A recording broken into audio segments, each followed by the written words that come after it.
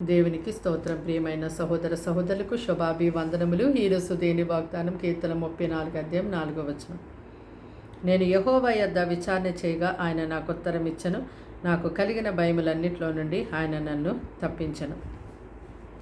చూడండి, ఇక్కడ భక్తుడైతే తను ఎదుర్కొంటున్నటువంటి సమస్యలు, శోధనలు, శ్రమలు ఏమైతే ఉన్నాయో వాటన్నిటిని బట్టి దేవుని దగ్గర విచారణ చేసినప్పుడు దేవుడు ఆ శ్రమలన్నిటి నుండి, అతను కలిగున్న భయములన్నిటి నుండి ఎంతో గొప్పగా విడిపించారు.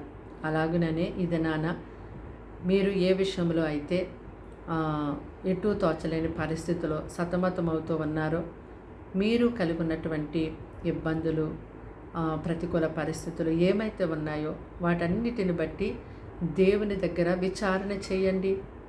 మీరు భయపడుతున్నటువంటి ప్రతి ఒక్క భయములో నుండి దేవుడు ఎంతో గొప్పగా మిమ్మల్ని విడిపిస్తారు.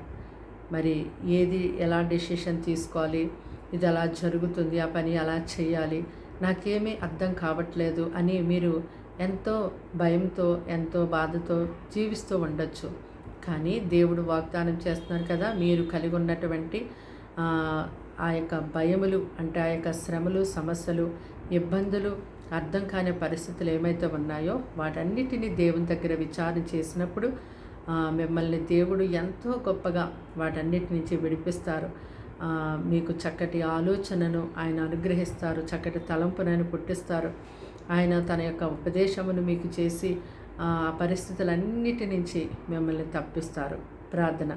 దేవానికి వందనాలు, స్తోత్రాలు, స్తుతులు తండ్రి. ఈ మాటలు వింటున్న నీ బిడ్డల్ని మీ రక్తంతో కడిగి ముట్టి బలపరచండి, స్వస్థపరచండి. వారింటి వారికి రక్షణ ఇవ్వండి. వారు జీవితంలో వారు కలిగి ఉన్న ప్రతి శ్రమ, శోధన బట్టి నీ దగ్గర విచారణ చేసేవారిగా వారిని లేవనెత్తండి. వారిని పరిశుద్ధాత్మతో నింపండి.